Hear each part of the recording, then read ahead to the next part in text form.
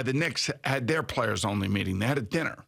They went out to dinner and they soul searched, and they said, "Look, we got to play goddamn defense." And they basically benched Evan Fournier last night, and I swear, nobody thought that they were going to win the game last night. And that was, I would argue that was their best performance of the year. Now, I haven't seen all the performances. The ones that I have watched have not been good. And last night I wanted to watch this. I wanted to see what it looked like.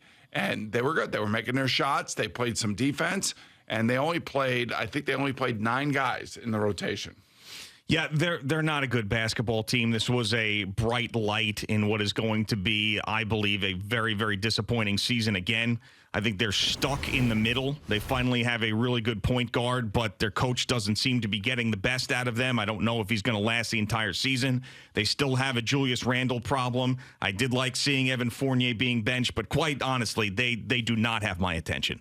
They don't, and they don't deserve my attention. They had an opportunity to do something big in the offseason and actually go all in and trade for Donovan Mitchell. You could say what you want about Danny Ainge trying to fleece him. Well, sometimes you need to make that deal and take that risk to get that superstar. Donovan Mitchell would have been perfect for this place. He thought he was going to the Knicks the entire time. Once that didn't happen, it was sort of like, all right, you got to do something spectacular to get my attention. Being 5-6, 6-6, messing around, losing games here, you win 1 here, lose 3. It's just not going to do it for me. It's just not. Where do you go from here is the question. Where do you go from here? The amazing thing about what the Knicks did last night, they beat a team that would not trade Donovan Mitchell to them. There's no way that Danny Ainge was going to trade it to Leon Rose and the Knicks unless they gave up, a king's ransom to go get him. So they go into Utah and end up beating them, which I thought was, kind of like, turnabout is a little bit fair play there for the Knicks. And it made me think about when the Washington Commanders went into Indianapolis and Dan Snyder was actually allowed to travel with the team, and he was in Indianapolis. And that was about 3 weeks after Jim Irsay said, we got to get rid of Dan Snyder as an owner of the Washington Commanders. And the Commanders beat the Indianapolis Colts that day. And then when you fast forward, Jeff Saturday takes over for the Colts. Who's he going against? He's going against Josh McDaniels and the Raiders. Yeah. Now, why is that important? Well, that's important because Josh McDaniels was the coach who turned down Jim Irsay right at the last minute that ultimately led them to Frank.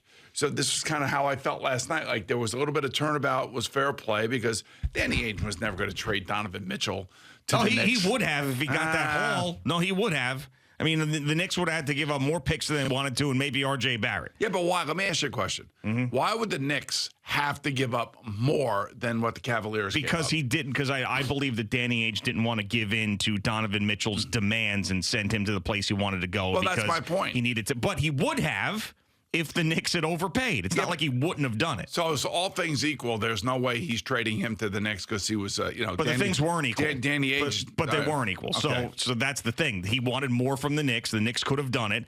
They turned down deals. The Ainge turned down deals, and the Knicks ultimately decided that it was too much. Too much, and which is what exactly for the Knicks? Because they're going nowhere. I mean, this is a team that is going nowhere. Well, they got to use all these draft picks now. Yeah, to get who exactly? I don't know. Draft players or trade for somebody who's going to be disgruntled, which is not going to be, it's not going to be great. And really depends on what I'm saying. Like, are they going to trade? I would imagine they're going to try to trade Fournier somewhere, and they'd like to trade Julius Randle. Now they may have to attach picks to those guys to get rid of those guys. Listen, this is the problem with the NBA, and I'm surprised that you're as into this as you are because I don't get it. The micro of the Knicks means nothing. It means nothing. Day to day, Knicks Jazz last night, it's a joke. There was nothing else on other There's than... a joke. It's a joke. There was nothing else on other than... The team is a nothing team that's on a treadmill. That's all they're doing. Okay, well... They're going nowhere. They're doing nothing. The team is a nothing team right now. And they had an opportunity to capitalize on that in the offseason and didn't. So get my attention somehow.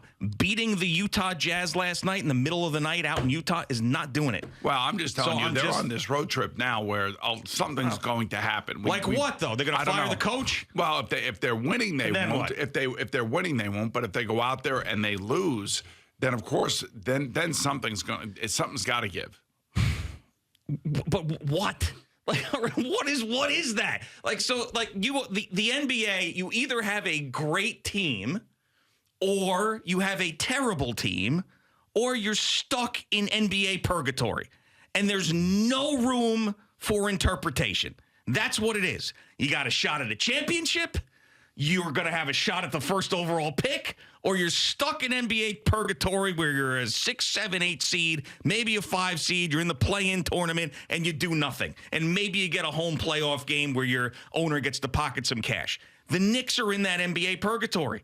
And God love the fans that have stuck by him and watched these games and whatever else. And, I got into it when they had that great season and ended up playing the Hawks, but then they got smacked around, came back, had a miserable year, brought in Jalen Brunson, got maybe a tiny bit better, and now they're on pace again to irrelevance. All right, so, all right. like, what are they going to do? You're like, something's going to happen. Well, what is that? Unless you trade the whole goddamn team and bring in good basketball players, and maybe that's the thing that'll happen. But until then, they're an afterthought. They don't deserve our attention. Like, seriously, do they deserve your attention? You don't deserve my attention. For God's sakes, we got 2 football teams that are having winning years. We've got a free agency where maybe the biggest defection in the history of the New York Yankees is about to happen. And we're sitting here talking about how the Knicks beat the Jazz. I couldn't give 2 craps about that. All right, I'm sorry. I told you before the show I didn't care about it. I watched the basketball game. I'm sorry. I take it back. Like, what is interesting about it? Yeah, you got to tell me what's interesting about it. Just go backwards. I can't start over. I said what I said, and I'm sorry that I set you off. I mean, I did watch part of the Devils, too, and they won 10 games in a row now. Right, okay. Well, we know that's a joke as well. That's not a joke either. They're the real deal, Well, you're not really going to sit here and talk about the Devils. No, I'm not, but I'm just going to say... Are you working for SKQ? No, but I'm going to say that they actually deserve a lot of credit for winning 10 games in a row. Right, so Jerry will give them credit in the update. Oh, I'm sorry. All right. Guess what? Zach Wilson's got to play really good this week in order for the Jets to beat You're not interested Patriots. at all in what the Yankees and Hal Steinbrenner and Anthony Rizzo, only the New York Yankees, for Christ's sake. And they spent $20 million on to bring a guy back, which was interesting. I thought it was good. And I'm glad they brought Rizzo back because, look, I like Rizzo. You like Rizzo. Rizzo can sit on my Rizzo. face. Yeah. A lot of people like Rizzo. Yep. All right. So that's good. That's great. I was just telling you what I did last night. I'm sorry. I really am. I didn't mean to set you off. Yeah. I mean, I'm not really feeling well, and you're not feeling well. I don't know what's going on. What do you mean? I might have a little cold or something. But great. I'm not sure. You're coming in here sick now? No. Ass face. Oh, God, you are. So wait, so not only are you coming in here and breaking down Knicks Jazz, you're pissing me off. Now you got germs? I may not. I mean, it just may be a mild cold. That's all. But that sounds like germs to me. Yeah. Well, I mean, you are a pain in my ass already this morning. I mean, we're like 10 minutes, and all I wanted to talk about was a little Knicks. Maybe mention the Devils. I know we're going to talk about Rizzo. I know we're going to talk about Aaron Judge. I know we got sound from Hal yesterday at the owners' meetings. I know all that stuff. Yeah. I just figured, hey, you know what? We hadn't really talked about the Knicks much. Why do you think that is? We felt like this was going to be a road trip that may lead them down a path where there's going to be change. But, last night, good for them. They won a game that I don't think many of us thought that they were going to win. It's kind of like the Commanders beating the Eagles the other night. Someone asked me about one of my neighbors the other day that just moved in. Yeah. And he said, how's that neighbor? I said, they don't really do anything. Like, I don't hear from them. Like, they don't come over or say anything. They don't do anything that annoys me. They're sort of just there. Put the Adirondack chairs out there. Right. Don't come over. So that was like, you know what? That's how I think about the Knicks. They're not doing anything horrible. They're not doing anything great. They're sort of just there. I don't really pay attention to them. Like, they're just there. So do something to make me pay attention to you. Now, there's going to be the sycophant fans that are there. They're going to be, sucking down the Knicks juice every time they play. And good juice? for them. Good for them. There is really no. Be like talking about, the R.J. Barrett defenders and let's kill this guy and fire Tibbs and everything else. But I mean, like for our purposes, where we talk about everything, like they just they're at the bottom of the page. They are. It's not my fault. It's their fault. All right, let me ask you this: the fact that the Devils have won 10 games in a row, does that pass the Knicks? Does it pass the Knicks? No, Yeah. it doesn't pass the Knicks. You don't want to pay. No. You don't want to give a team like a little bit of a pat on the back. Jerk face. No, sure. Give him a little bit of a pat on the back is fine. Yeah. With Jerry's wearing his Devils sweatshirt. That's fine. Front runner. Yeah, well, we all are. Come on. We all are. I mean, I know you are too. Every single one of us is in sports. Right. Find me the guy there's a few people I'm not a front runner. Yeah, but you canceled your season tickets when they traded away everybody.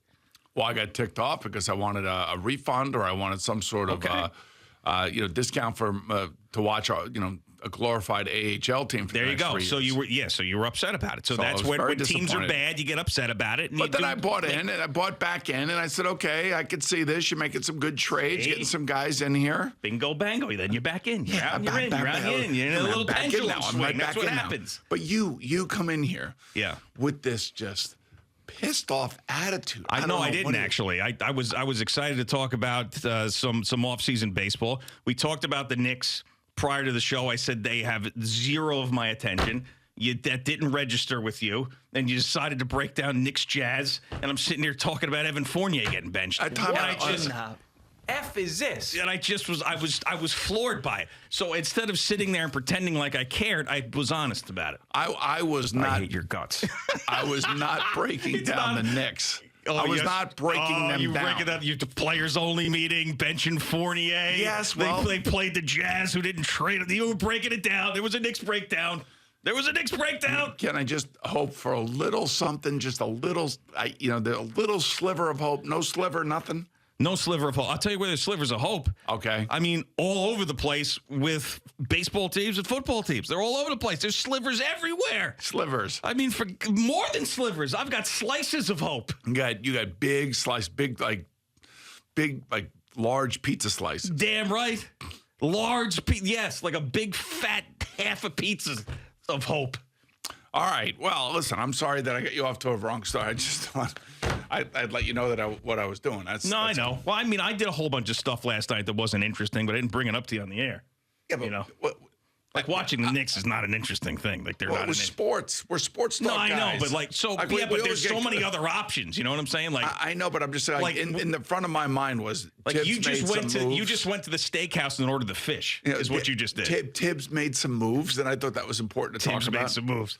You just walked into Peter Luger's and ordered the sole. You know what I'm saying? Yeah. And it said, well, this is a restaurant. This is what we do. We eat. Well, I would say, well, you had all these other options here that you could have chosen from, and you chose the worst one. Speaking of restaurants, I ate at Babbo last night. Where's that? Man, right in the West Village. Whew. That's awesome. It was really good. Thank you for watching. Please like, comment, and subscribe. And don't forget to hit the red bell so you're notified when we have new content.